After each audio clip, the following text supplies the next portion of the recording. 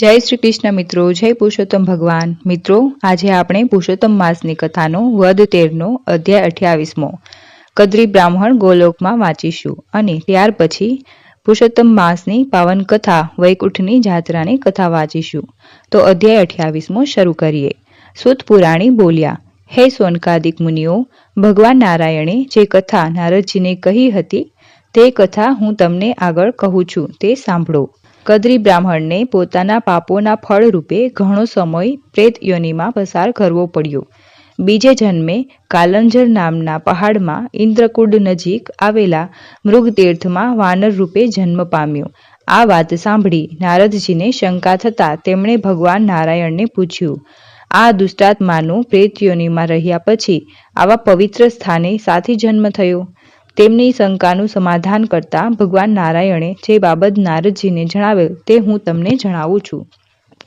કદ્રી બ્રાહ્મણ પાપાત્મા હતો, છતાં તેનાથી એક પુણ્ય કાર્ય થયું હતું। પુરુષોત્તમ માસમાં એક વૈશ્ય દંપતીએ વ્રત લીધું હતું, તેનું ઉદ્યાપન હતું। તે વખતે બીજા બ્રાહ્મણોની સાથે તે ધનનો લોભ કરીને ગયો હતો।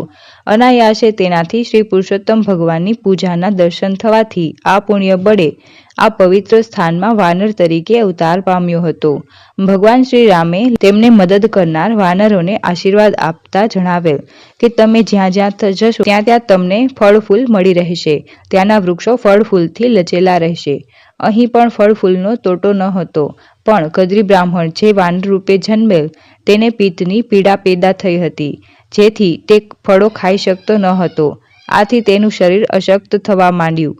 એક દિવસ તે વાનર એક ઝાડ પરથી બીજા ઝાડ ઉપર છલાંગ મારતા નીચે પટકાઈ પડ્યો અને તેના હાડકાં ભાંગી ગયા। તેનાથી હાલી ચાલી શકાતું નથી, જેથી લાચાર હાલતમાં તે ત્યાં પડી રહ્યો। 1 મહિનો તે ખાધા પીધા વગર ત્યાં પડી રહ્યો।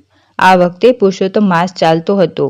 એક દિવસ તે મહા મુસીબતે એક ઝાડ ઉપર ફળ ખાવાની ઈચ્છાથી ચડ્યો, પણ તે ફળ પાસે પહોંચે અશક્તિના લીધે તેની પકડ છૂટી જતા નીચે આવેલા કુંડમાં પડ્યો, તેમાં તે મરણ પામ્યો। એક તો ન છૂટકે આખા પુરુષોત્તમ માસમાં ઉપવાસ થવાથી અને છેલ્લે કુંડમાં સ્નાન પામવાથી ભગવાન વિષ્ણુના પાર્ષદો તેને લેવા વિમાન લઈને આવ્યા। આથી વાનરને આશ્ચર્ય થયું। તેણે પાર્ષદોને પૃચ્છા કરી, મારા કયા પુણ્ય બળના આધારે આપનું આગમન થવા પામ્યું છે અને ન છૂટકે તારાથી પુરુષોત્તમ માસમાં ઉપવાસ થવા પામ્યો છે અને છેલ્લે તું કુંડમાં સ્નાન પામ્યો છે? આ પુણ્ય બળે અમે આજે અહીં આવ્યા છીએ। આ સાંભળી વાનરનો આત્મા પ્રસન્ન થયો। પાર્ષદોએ તેને ભગવાન વિષ્ણુ સમક્ષ રજૂ કર્યો, ત્યારે ઘણા દેવતાઓએ તેનું સન્માન કર્યું। શ્રી બૃહનારદીય પુરાણના પુરુષોત્તમ મહાત્મ્યનો કદ્રી બ્રાહ્મણ ગોલોકમાં નામનો 28મો અધ્યાય સંપૂર્ણ થયો। હવે આપણે પુરુષોત્તમ માસની પાવન કથા વાંચીએ। વૈકુંઠની જાત્રાની કથા। નદી કિનારે રણિયામણું ગામ હતું, તેમાં એક પટેલ રહે। પટેલને 4 છોકરા હતા। પટેલે 4 દીકરાને પરણાવ્યા હતા। 5 વર્ષ થયા પટલાણીનું અવસાન થયું હતું। દીકરાઓ ખેતી કરે, વહુઓ ઘરકામ કરે અને પટેલ આખો દિવસ આંગણે ખાટલે બેઠા બેઠા પ્રભુનું નામ સ્મરણ કર્યા કરે। કોઈ મહેમાન આવે તો તેનું સ્વાગત કરે, યથાશક્તિ દાન પુણ્ય કરે, જગતને ભોજન આપે, સાથે સાથે ઘરનું ધ્યાન પણ આપતા રહે। પટેલ સ્વભાવે ભોળા હતા, કપટી ન હતા। એવામાં પુરુષોત્તમ માસ આવ્યો। પટેલે પુરુષોત્તમ માસનું વ્રત કર્યું। સવારે પ્રાતઃકાળે ઉઠીને નદીએ સ્નાન કરવા જતા, ત્યાં કાંઠા ગોરમાની પૂજા કરતા, કથા વાર્તા સાંભળતા અને ત્યાં બ્રાહ્મણોને દાન દક્ષિણા આપી ઘેર આવતા। તેઓ એકટાણું કરી પુરુષોત્તમ ભગવાનની પાઠ પૂજા કરતા। ભોળાના ભગવાન એ મુજબ એક દિવસ પુરુષોત્તમ ભગવાન પટેલની અપૂર્વ ભક્તિથી પ્રસન્ન થઈ તેના આંગણે ભિખારીના રૂપે આવ્યા। પોતાને ત્યાં આવેલા ભિખારીને જોઈને પટેલે ઊભા થઈને ચોકમાં ઘઉંનો ઢગલો પડ્યો હતો, તેમાંથી એક સુપડું ભરીને ઘઉં આપવા લાગ્યા। ત્યારે ભિખારી કહે, આપવો હોય તો આખો ઢગલો આપો। પટેલ પણ પાછા પડે તેવા ન હતા। તેઓ બોલ્યા, જા ભાઈ, આખો ઢગલો તારો, તું કહે ત્યાં ગાડામાં ભરીને પહોંચાડી દઉં। ભગવાને પ્રસન્ન થઈને ઘઉંના ઢગલા ઉપર હાથ ફેરવ્યો, ત્યાં તો બધા ઘઉં સાચા મોતી બની ગયા। પટેલ તરત સમજી ગયો કે આ મારે આંગણે ભગવાન પધાર્યા છે। તે તો ભગવાનના ચરણોમાં પડી ગયા। ભગવાન બોલ્યા, હે મારા વહાલા ભક્ત, હું તારા ઉપર પ્રસન્ન છું, તારે જે માંગવું હોય તે માંગ। પટેલ બોલ્યો, પ્રભુ, તમે મને ઘણું સુખ આપ્યું છે. મારે ભૌતિક સંપત્તિ જોઈતી નથી. મારી ઈચ્છા સદેહે વૈકુંઠની જાત્રા કરવાની છે. તે પૂર્ણ કરો. ભગવાન તો પટેલને વિમાનમાં બેસાડી વૈકુંઠ લઈ ગયા. વૈકુંઠ દેખાડ્યું, ત્યાંથી ગૌલોક લઈ ગયા. પછી બ્રહ્મલોક, પાતાળલોક અને ઇન્દ્રપુરી દેખાડ્યું. અક્ષરધામ પણ દેખાડ્યું. આ બાજુ પટેલના દીકરાઓ બાપાની શોધાશોધ કરવા લાગ્યા, પણ બાપા મળે ક્યાંથી? બાપા તો જીવતે જીવ વૈકુંઠની જાત્રાએ ગયા હતા. થોડા દિવસ બાપાની શોધખોળ થયા પછી કોઈ પત્તો ન મળતા તેઓએ બ્રાહ્મણોને બોલાવીને પૂછ્યું, બાપા ક્યાંક જતા રહ્યા છે, કંઈક પત્તો લાગતો નથી. અત્યારે હવે કરવું શું? બ્રાહ્મણો કહે, જીવતા હશે તો તેઓ 11 દિવસમાં પાછા આવી જશે. ન આવે તો મરી ગયા સમજી તેનું કારજ પતાવી દેજો. છેવટે 12મા દિવસે દીકરાઓએ દાઢી મૂછ મુંડાવીને સરાવવા બેઠા. ગામે ગામથી આ 12મામાં માણસો આવ્યા હતા. પિંડદાન દીધા. ત્યાં જ સરળ કરતું વિમાન આવ્યું અને એમાંથી પટેલ નીચે ઉતરી ઘેર આવ્યા.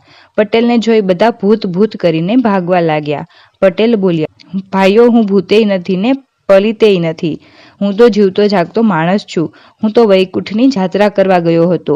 પટેલે બધાને ઘણા સમજાવ્યા, પણ લોકોના ગળે વાત ન ઉતરી. સદેહે કોઈ વૈકુંઠ ગયું સાંભળ્યું છે? પટેલ ભોળા હતા, તેમજ ધાર્મિક વિચારના હતા. તેથી તેમની વાત સાચી હોય એમ માની કેટલાય બ્રાહ્મણો બોલ્યા, પટેલ, તમે અમને બધાને સ્વર્ગ દેખાડો તો તમારી વાત સાચી, નહીતર તમે મરી ગયા છો તેમ માની લઈશું. તેમાં તમારું કંઈ ચાલશે નહીં. પટેલ પુરુષોત્તમ ભગવાનને પ્રાર્થના કરવા માંડી, હે ભગવાન, મારી લાજ તમારા હાથમાં છે. અહીં બધા મારું પારખું કરવા બેઠા છે. માટે હે દીનાનાથ, ગરુડે ચડી મને સહાય કરજો. ભગવાને પટેલનો પોકાર સાંભળ્યો અને તેઓ ગરુડે ચડી ત્યાં આવી પહોંચ્યા. પટેલે પ્રભુને પ્રાર્થના કરતા કહ્યું, હે પ્રભુ, આ બધાને જીવતે જીવ સ્વર્ગની યાત્રા કરાવો, નહીતર મને અહીં કોઈ જીવવા નહીં દે.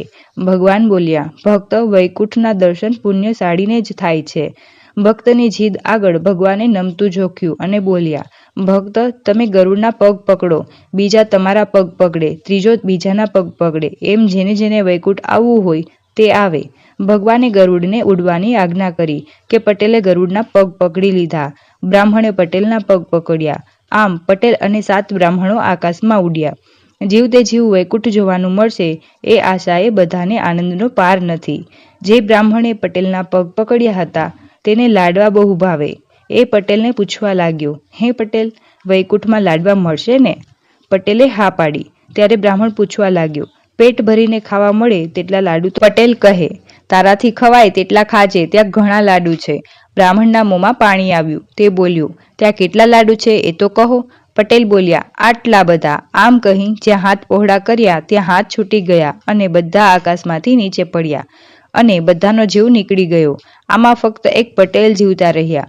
7 બ્રાહ્મણોને મરેલા જોઈ પટેલ તો આક્રંદ કરવા લાગ્યા, હે ભગવાન, આપે તો મને બ્રહ્મ હત્યાના પાપમાં નાખ્યો. હવે તમે મને આમાંથી ઉગારો, નહીતર હુંય પ્રાણ ત્યાગ કરીશ. ખરેખર પટેલ ચિત્તા ખડકીને પ્રાણ ત્યાગવા તૈયાર થયા. ત્યાં ભગવાને અમૃત જળ છાંટી 7 બ્રાહ્મણોને સજીવન કર્યા. આમ પટેલની પુરુષોત્તમ ભગવાનની નિષ્કામ ભક્તિથી તેમણે જીવતે જીવ વૈકુંઠ જોયું અને બીજાને પ્રભુના દર્શન થયા. બોલો શ્રી પુરુષોત્તમ ભગવાનની જય. મિત્રો, વિડીયો સારો લાગે તો નીચે કમેન્ટ કરીને જરૂર જણાવજો અને અમારી ચેનલને લાઇક, શેર અને સબસ્ક્રાઇબ જરૂર કરજો. જય શ્રી કૃષ્ણ.